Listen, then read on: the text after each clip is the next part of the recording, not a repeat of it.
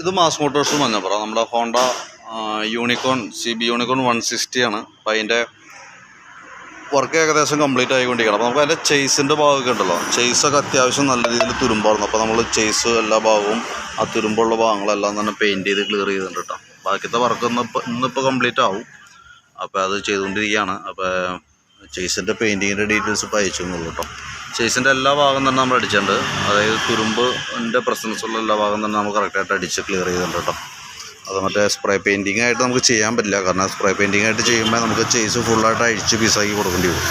അപ്പോൾ അങ്ങനെ ചെയ്യുമ്പോഴത്തേക്കെന്ന് പറയുമ്പോൾ നമുക്ക് ഒരുപാട് ലേബർ കോസ്റ്റും കയറി വരും, പെയിൻറ്റിങ് ചാർജസും കൂടുതലായിട്ട് വരും. അപ്പോൾ അത്യാവശ്യം എല്ലാ ഭാഗവും തന്നെ ക്ലിയർ ചെയ്ത് നമ്മൾ ബ്രഷിന് ക്ലിയർ ചെയ്ത് അടിച്ചിട്ടുണ്ട്.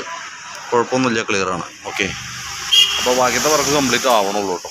ആവണതിൻ്റെ ഡീറ്റെയിൽസ് ഞാൻ ആയിക്കഴിഞ്ഞാൽ എൻ്റെ ബില്ലും കാര്യങ്ങളും അതിൻ്റെ ഡീറ്റെയിൽസൊക്കെ വാട്സാപ്പിൽ തന്നെ ഹാൻഡ് ഓവർ ചെയ്യും. ഓക്കെ.